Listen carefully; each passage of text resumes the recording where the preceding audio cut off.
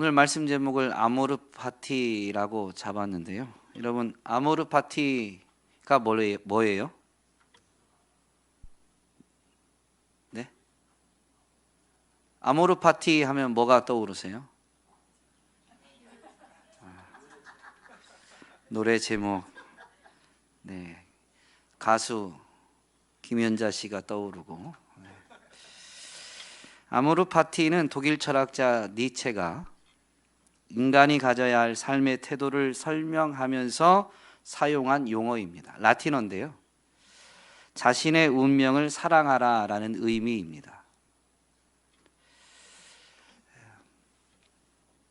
인생은 꼭 원하는 일들로만 이루어지지는 않습니다. 뜻하지 않은, 원치 않은 일들도 일어나게 되는데, 그러한 삶의 자리에서 주어진 그것을 사랑하고 적극적으로 그것을 대처하라라는 이런 가르침으로 이 용어를 사용한 것이죠. 그렇다면 그리스도인들에게는 어떠한 운명이 있을까요?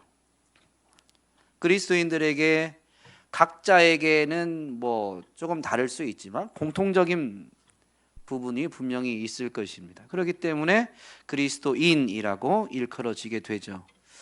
그리스도인들에게 공통적으로 주어지는 운명이 무엇인지, 그리고 우리는 그 운명을 어떻게 받아들이고 그래서 우리 자신을 어떻게 사랑해야 되는지를 이제 바울과 바나바의 사역 현장을 통해서 살펴보고자 합니다.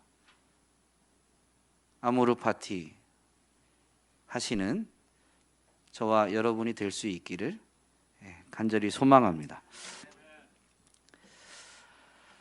바울과 바나바가 루스드라에서 복음을 전하게 되는데요.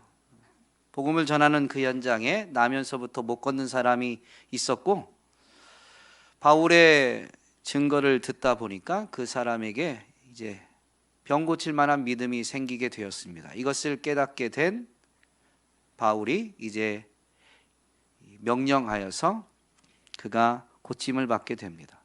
나면서부터 못 걷는 사람이 걷게 되어지자 루스드라 성에 있던 사람들이 이 바울과 바나바가 신이다라고 생각하고 소를 가지고 와서 제사를 드리려고 합니다. 그러니까 바울과 바나바가 어떻게 했어요? 우리 최정호 집사님 기도하실 때도 이렇게 인용해 주셨는데, 자신들의 옷을 찢으면서 사람들 속으로 뛰어들어서 자기들에게 제사하는 것을 만류했습니다. 이게 지난주에 살펴본 말씀이죠. 옷을 찢는다라는 것은, 옷은 우리의 이 몸을 가리우는 기능이 있습니다. 보호하는 기능도 있지만 수치스러운 부분을 가리는 기능이 있죠. 그래서 세상은 사실 할 수만 있으면 자신의 부끄러움을 가리고자 화려한 옷을, 두꺼운 옷을 입고자 하는데, 복음의 증거자였던 바울과 바나바는 도리어 옷을 찢고 사람들 가운데로 뛰어들었다라는 것이죠.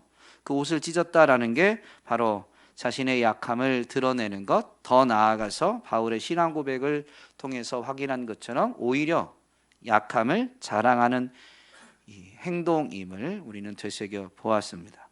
그렇게 한 바울과 바나바가 이제 복음을 전하게 되는데요. 그들이 전한 복음의 핵심은 헛된 일을 버리고 하나님께로 돌아오라는 것입니다.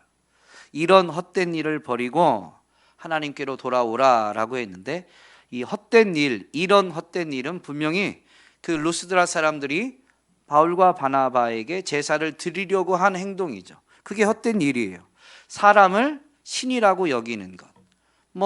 그것뿐만이 아니라 더 확대하면 다른 사물을 신이라고 여기는 것. 이 모든 것들이 헛된 일이다라는 것이죠. 왜냐하면 사람을 신이라고 생각했는데 사람은 결코 신이 아니니까 그렇게 생각하고 그 신처럼 대하는 모든 행위는 헛된 것뿐입니다. 사물도 마찬가지이죠. 그러면 여러분, 이 땅에서 헛된 일은 우상 숭배하는 것밖에 없을까요? 헛된 일이 우상 숭배하는 것밖에 없을까요?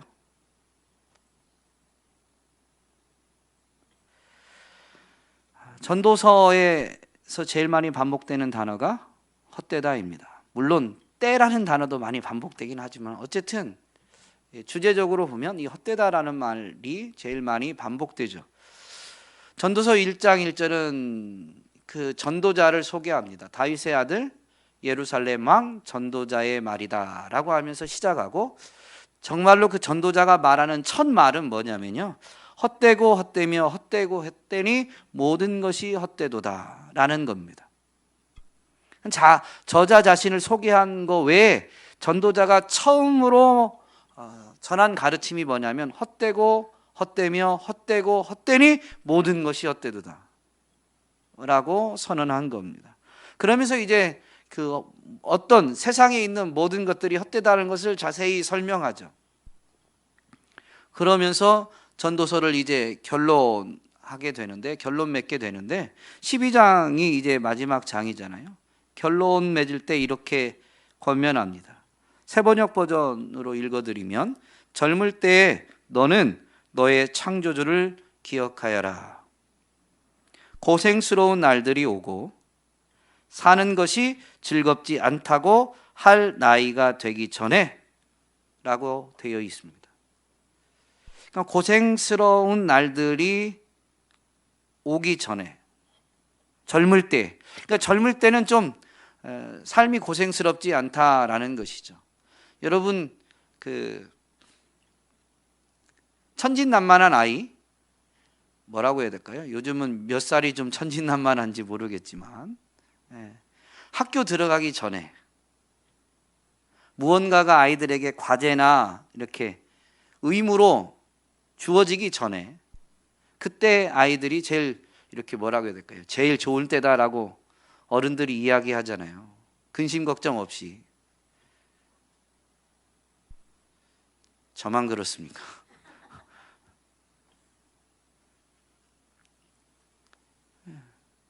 그때가 제일 좋을 때라고 말합니다. 왜냐하면 무언가 해야 된다라는 부담감이 없는 거죠. 고생스럽지 않다. 그런데 그 고생한다라는 것은 뭐 요즘은 그렇게 표현을 하지만, 자신에게 주어진 감당해야 될, 책임져야 될 일들이 많아지게 되면 이제 고생스러운 날이다라는 거죠. 아마 중년의 때를 가리키는 것 같고, 뒷부분은 또 이렇게 되어 있습니다. 고생스러운 날들이 오고 사는 것이 즐겁지 않다고 할 나이가 되기 전에. 이 때는 언제일까요? 중년을 넘어 이제 노년의 때에 점점 몸도 힘이 없어서 여행을 가도 여행 가는 게 즐거운 게 아니라 집 떠나면 고생이라는 게 실감하는 때, 음식을 먹어도 맛을 크게 느끼지 못하고 그냥 음식 먹는 것도 건강을 유지하기 위해서 그냥 하루 3끼 또는 뭐 필요에 따라서 챙겨 먹는 때가 될 때, 노년의 때죠. 안타까운 건 요즘은 청년도 이러는 것 같아요.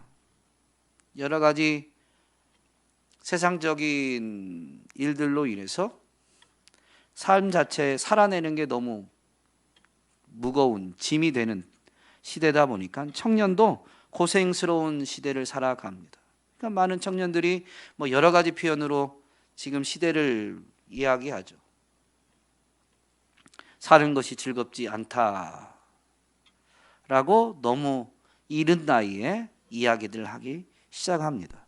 세상의 이 기준들이 지배하면 지배할수록 점점 더 이런 것 같습니다. 어쨌든 전도자는 모든 게 헛되기 때문에 이왕이면 젊을 때에, 이 전도자가 이런 권면을 할 때 젊을 때에는 자신이 짊어져야 될 책임이 많지 않아서 조금 더 자유로울 때, 몸도 건강하고 힘이 있고 또 젊다 보니까 어떤 꿈, 소망, 열정이 막 살아있을 때, 그런 때 창조주를 기억하라는 거예요. 여기서 기억하는 것은 여호와 하나님이 세상을 창조하신 창조주시구나 라는 이 명제를 그냥 아는 것을 말하는 게 아닙니다. 하나님을 알고 하나님을 섬기는 걸 말하죠. 나이를 먹으면 사역을 하다 보면 이제 나이를 드신 분들, 중년 되신 분들을 만나면 이렇게 탄식하시는 분들이 있어요. 내가 그래도 젊을 때는 되게 믿음이 좋았는데, 열심히였는데 지금은 그러지 못하다라는 뉘앙스로 이야기합니다. 그런데요, 믿음의 관점이 살아있으면 젊을 때처럼 교회 와서 봉사하거나 단기 선교 가거나 여러 가지 어떤 일들을 하는 것은 줄어들 수 있을지 모르지만, 믿음의 관점이 있으면 가정을 지키고 자녀를 믿음으로 양육하는 것 또한 믿음의 행위입니다. 그런 것만 하고 있다고 해서 믿음이 약해진 게 아닙니다. 우리의 시선이 너무 현실적인 거에 매몰되는 게 문제지, 행위로 인해서 믿음이 약해지는 게 결코 아니다라는 거죠. 그럼에도 불구하고 어쨌든 이런 고백들, 그런 뉘앙스를 보면 정말로 젊을 때 하나님을 알면 더 즐거이 또 더 열심히 하나님 섬기는 일을 할 수 있는 것은 분명합니다. 이렇게 더 늦기 전에라고 하면서 7절로 가면 이렇게 권면합니다.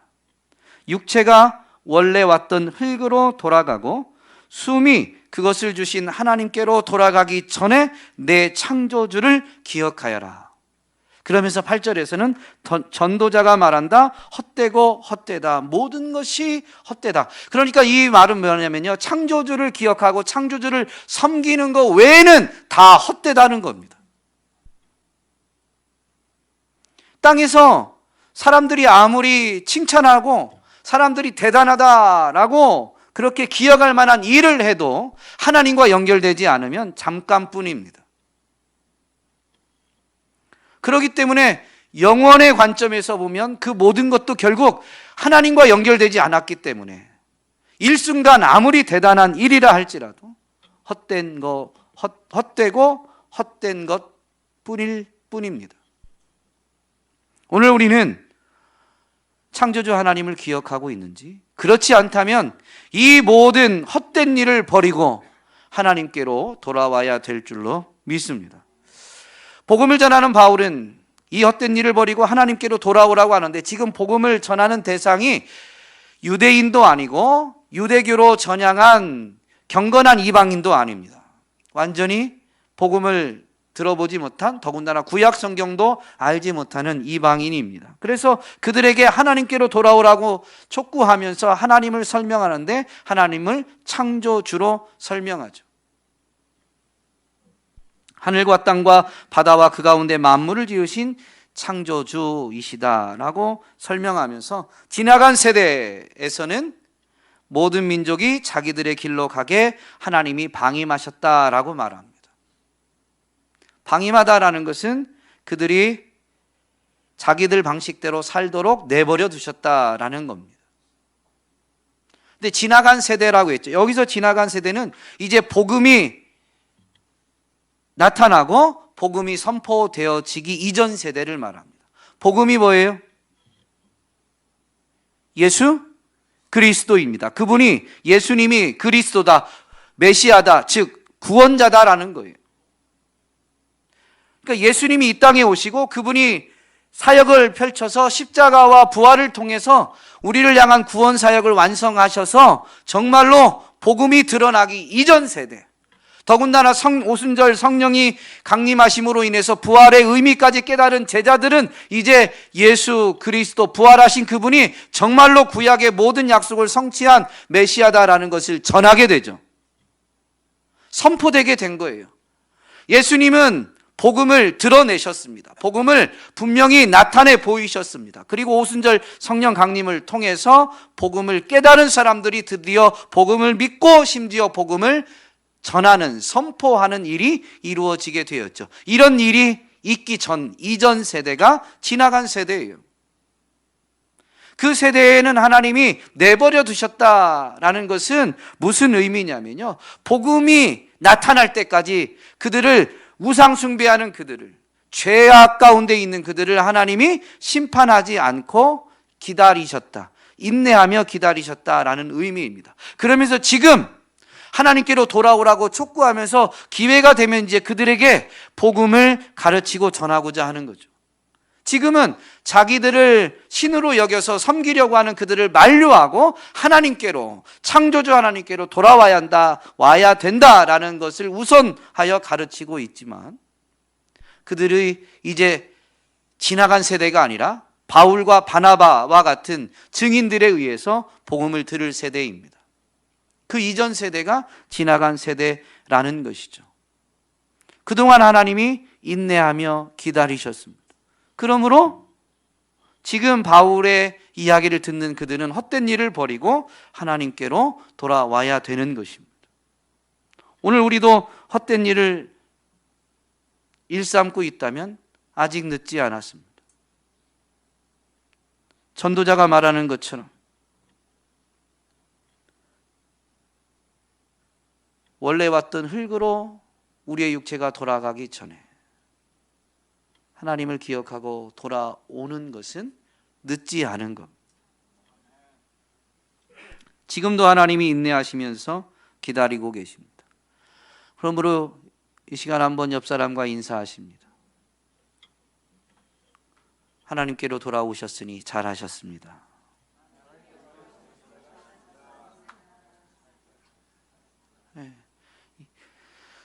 하나님이 거룩하게 구별하시고 복 주신 이날 하나님 앞에 예배하러 오지 않으면 뭐 하고 있겠어요?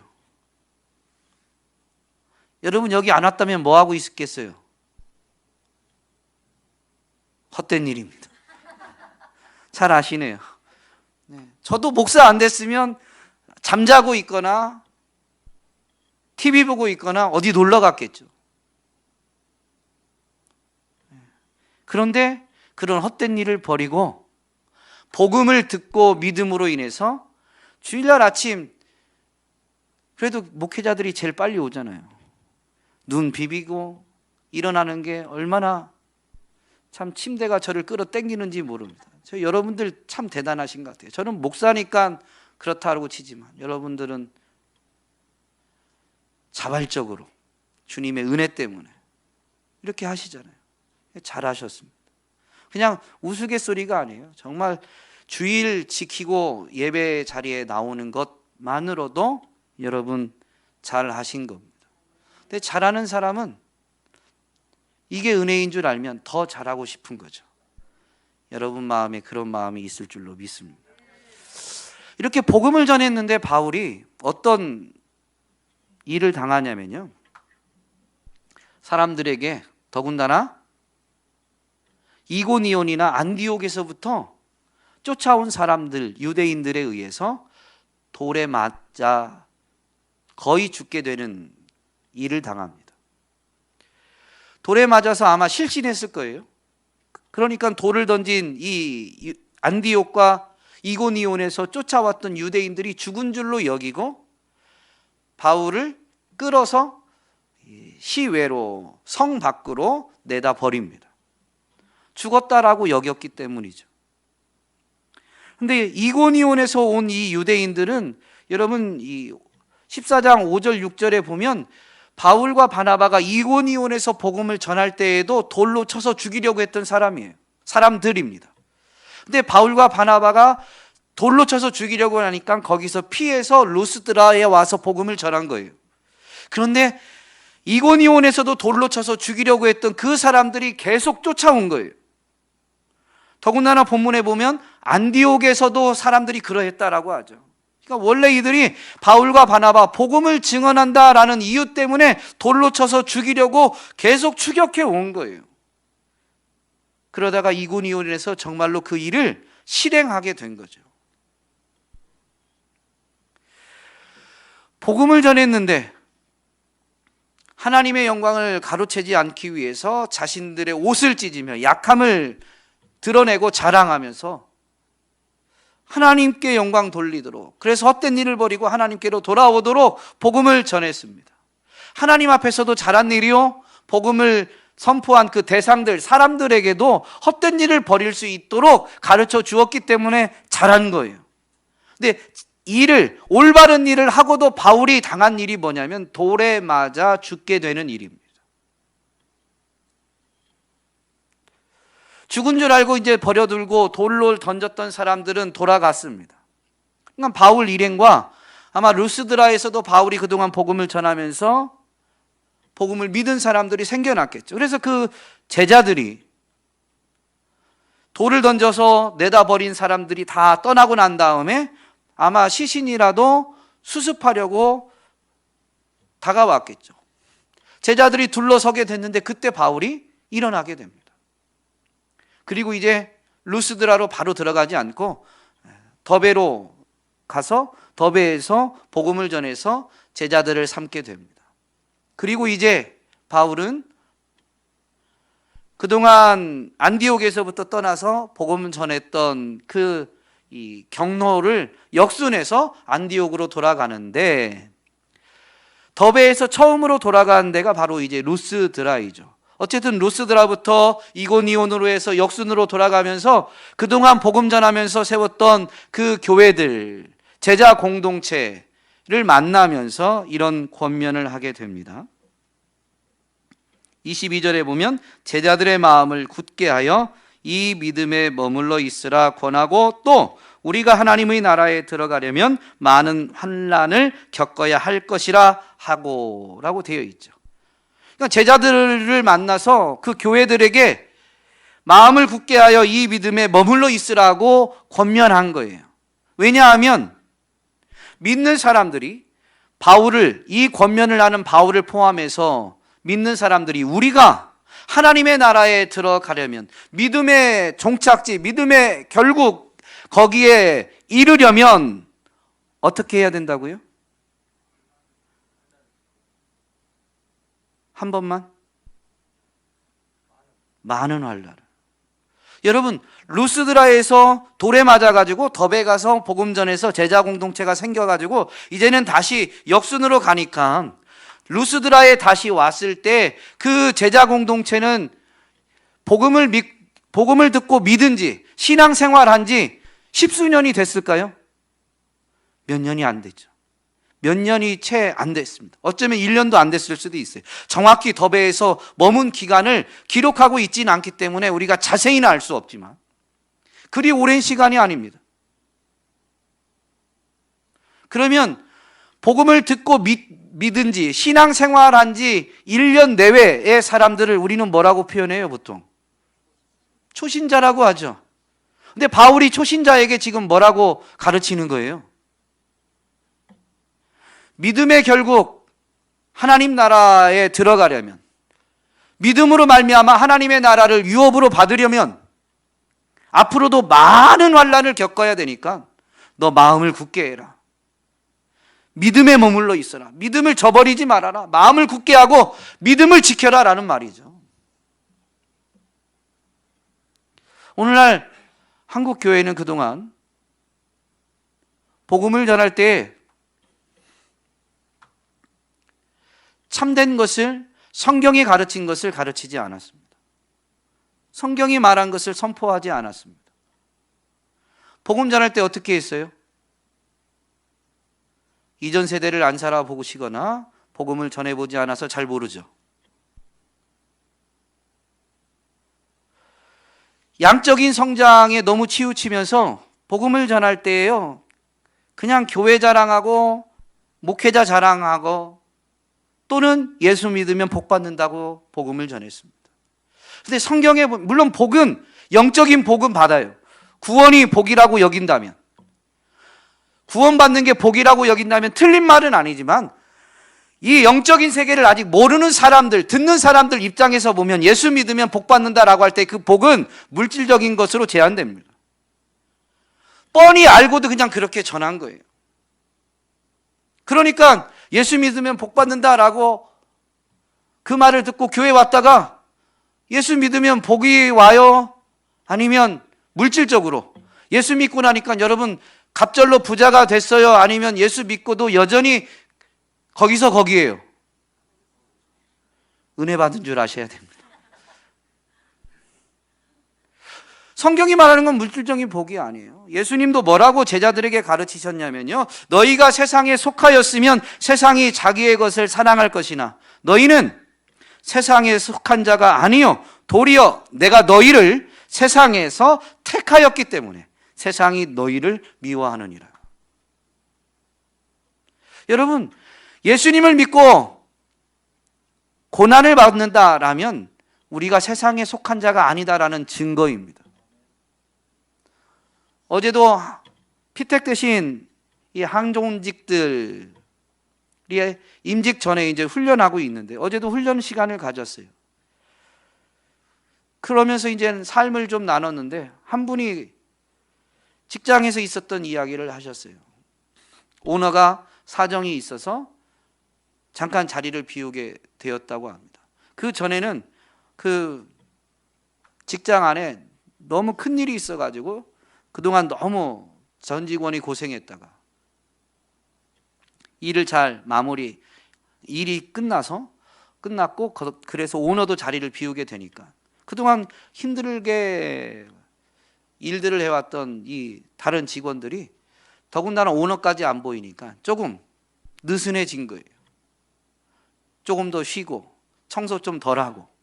근데 그 집사님이 본인이 하나님 앞에서 오너가 있다고 열심히 하고 오너가 없다고 청소도 안 하고 해야 될 일 안 하고 있는 게 너무 마음이 그래서 하나님 앞에서 그냥 오너가 출근하든 출근하지 않든 출근할 때처럼 똑같이 지금 오너가 아예 잠시가 아니라 일정 기간 자리를 비웠음에도 불구하고 동일한 시간에 출근하고 그래서 미리 청소해 놓고 이렇게 쭉 했다는 거예요. 그러다 보니까 다른 사람들이 더군다나 올해 새로 왔던 사람이 집사님의 예전 모습을 잘 모르는 올해 새로운 사람이 와가지고 자꾸 뭐라고 한다는 거예요. 정확한 단어는 그 말을 정확히 전하진 않았지만 아마 그렇게 하지 않았을까요? 뭘 욕은 하지 않았겠지만 왜 그러세요? 혼자만 잘났어요? 왜 이렇게 유별나게 구세요? 그런다고 오너가 사장이 월급 올려줘요? 뭐 어떻게 했을지 모르지만 근데 계속 그렇게 뭐라고 한다는 거예요. 자기는 그냥 전에 하던 대로 그냥 하는 것 뿐인데 하나님을 인정하고 그래서 하나님 앞에서 사람 앞에서가 아니라 사람에게 보이기 위해서가 아니라 믿음 때문에 하나님 앞에서 삶을 그렇게 살고자 했더니 오는 게 뭐냐면 그런 비방이에요. 조롱이에요. 핍박이죠. 꼭 물리적인 핍박은 아니잖아요. 여러분 그게 뭐냐면요, 하나님을 기억하고 하나님 앞에서 살아가는 세상에 속한 자가 아니라 하늘에 속한 자라는 분명한 증거입니다. 예수님은 이 땅에서 사역을 하실 때에 많은 고난을 당하시고 심지어 종교 지도자들에게 버림당해서 죽으실 것을 미리 말씀하셨어요. 제자들에게 가르치셨어요. 뿐만 아니라 제3일에 부활하실 것도 가르치셨죠. 이 말씀이 누가복음 9장 22절에 기록되어 있습니다. 근데 그 다음 절도 같이 봐야 돼요. 이 말씀을 예수님이 앞으로 그렇게 겪으실 일을 제자들에게 말씀하셨어요. 그러면서 그 다음에는 뭐라고 제자들에게 말씀하시냐면 또 이르시되 아무든지 나를 따라오려거든 자기를 부인하고 날마다 제 십자가를 지고 나를 따를 것이니라. 이 앞에서 말한 예수님이 지신 십자가는 많은 고난을 겪고 종교 지도자들에게 버림받아서 예수님이 달리시는 게 예수님이 지신 십자가입니다. 많은 고난을 겪고 나서 십자가를 지는 거예요. 십자가를 지는 과정이 많은 고난을 겪는 거죠. 그러면 예수님은 그렇게 그 길을 걸어가실 것을 말씀하셨고 그 다음에는 제자들에게 뭐라고 하셨냐면 누구든지 나를 따라오려거든 자기를 부인하고 자기 십자가를 지고 나를 따라와야 된다라고 말씀하셨습니다. 여러분, 고난은 예수님을 믿는, 그래서 예수님을 따라가는 사람들에게는 면제되는 게 아니라요, 예수님을 따라가는데 반드시 동반되는 필수 코스입니다. 불편하시죠? 예수 믿으면 잘 될 줄 알았는데, 예수 믿고 났는데도 여러분 거기서 거기라면서요. 근데 왜 여기 앉아 계세요? 아니, 왜 앉아 계시냐고요. 예수 믿고 복 받으면 좋겠지만 예수 믿으면 물질적인 육신적인 땅의 복을 받는 게 전부다라고 생각하지 않고 그렇게 믿고 있지 않기 때문에 지금 이 자리에 앉아 계신 거 아닙니까? 우리의 믿음의 전부가 그거였다면 예수님을 믿은 지 좀 전에 대답하신 분들은 10년, 20년, 심지어 30년도 더 된 분들도 계신데 20, 30년 예수님을 믿고 났는데도 내 삶이 달라지는 게 별로 없다. 교회 나올 이유가 없죠. 그러지 않아요? 여러분, 성경이 가르치는 대로, 주님이 가르친 대로 우리 믿음의 종착지는 땅에 있지 않기 때문에 땅에서는 아직, 아니 믿은 지 오래돼서도 고만고만해도 이 땅에서의 삶의 끝에서 우리가 이 믿음의 대가를, 믿음으로 말미암은 결과를 확인하게 될 것이기 때문에 믿음의 자리를 지키고 있는 거 아닙니까? 그래서 사도 바울은 로마 교회에게 분명히 이걸 가르쳤습니다. 자녀이면 또한 상속자 곧 하나님의 상속자요 그리스도와 함께한 상속자니 우리가 그와 함께 그리스도와 함께 영광을 받기 위해서 그리스도와 함께 고난도 받아야 한다. 영광을 받아요. 그러나 이 땅에서가 아니에요. 그리스도와 함께 영광을 받는데 그걸 위해서 이 땅에서 사는 동안은 그리스도와 함께 그리스도께서 앞서서 많은 고난을 겪으신 것처럼 우리도 많은 고난을 겪어야 한다. 라는 것을 분명히 가르쳤습니다. 심지어 복음을 믿은 지 1년도 채 안 되는 사람들에게도 가르칠 것은 가르쳤습니다.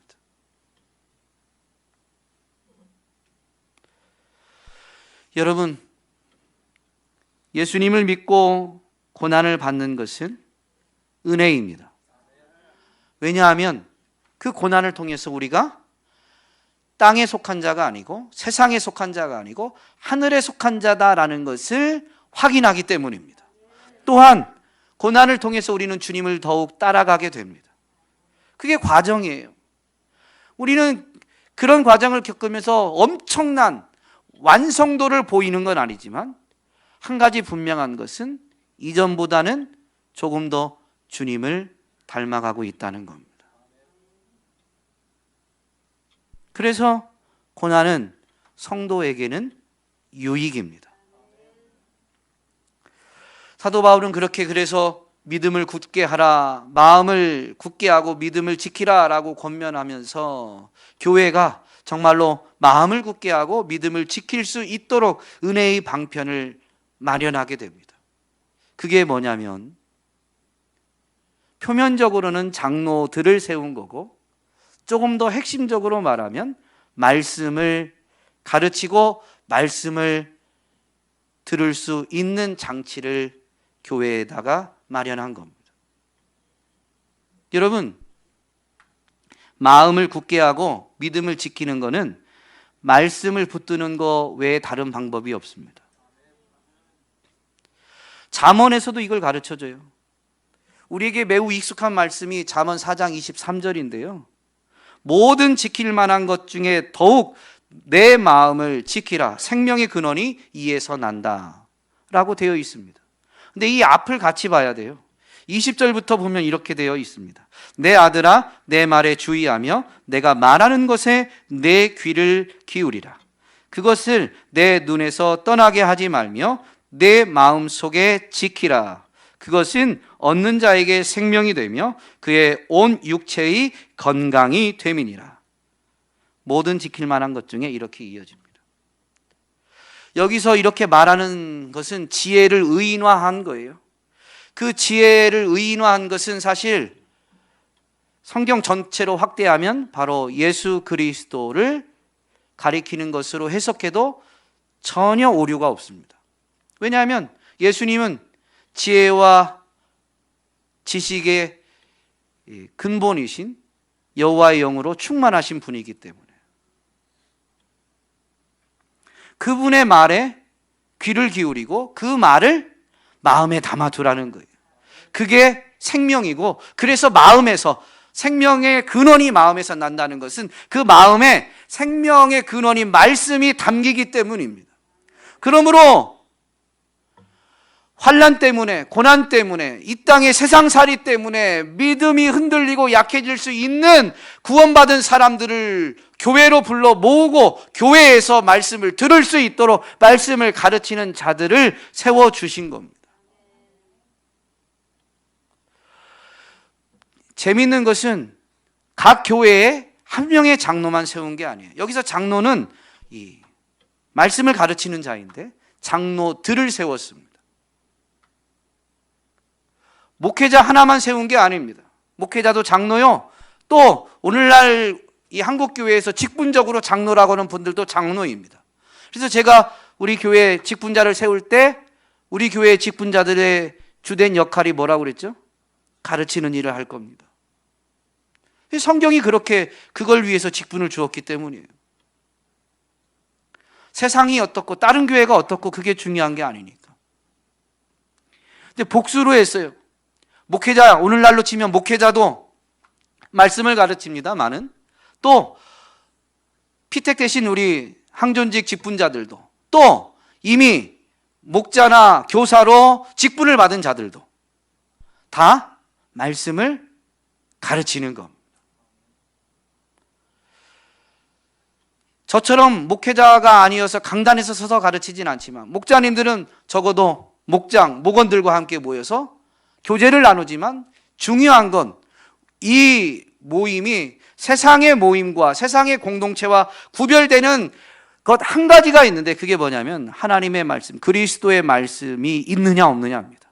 그리스도의 말씀이 있느냐 없느냐는 거기에 그리스도가 있느냐 없느냐를 의미하는 거죠.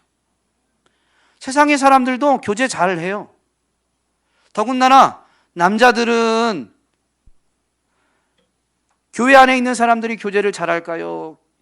교회 밖에 있는 사람들이 더 교제를 잘할까요? 네. 남자들은 이렇게 조금 폼을 잡아가지고요. 옷을 잘 안 찢어요. 여자들이 옷을 화려하게 입지만 여자들은 여자들끼리 모아놓으면 그냥 옷을 잘 찢으시는 것 같아요. 근데 남자들은 옷을 잘 못 찢어요. 사회적으로. 근데 세상은 술이라도 한 잔 들어가면 정신이 없어서 옷을 벗어요. 술 취해서. 그런데 성령에 완전히 취하지 않으면 교회 안에 있는 남자들은 참 옷을 찢거나 벗기가 너무 어렵죠. 그러니 하나님의 말씀을 가지고 하지 않으면 교제 나눈다는 게 쉽지가 않습니다. 세상보다. 말씀을 나누고 그 말씀을 마음에 담을 때 생명이 있고 건강이 있습니다. 우리 온유 가족들 모두가 부족한 종에게도 말씀을 배울 뿐만 아니라 서로 말씀을 가르치고 배워서 말씀을 마음에 풍성히 담아 생명이 풍성한 은혜가 누려지게 되기를 주님의 이름으로 축복합니다. 그리고 금식하며 기도했습니다. 그러니까 두 가지죠. 말씀과 기도 외에 다른 은혜의 방편, 우리의 마음을 지키고 믿음을 지키는 다른 은혜의 방편이 없다라는 것입니다. 오늘 저와 여러분이 고난을 당한다 할지라도 주의 말씀을 마음에 깊이 새기고 말씀을 붙들고 기도하면서 오히려 세상에 속하지 않은 하나님께 속한 자다라는 것을 인하여서 기뻐하고 즐거워함으로 고난을 헤쳐나가는 저와 여러분이 될 수 있기를, 그러므로 주님을 세상 가운데 증거하는 저와 여러분이 될 수 있기를 간절히 소망합니다.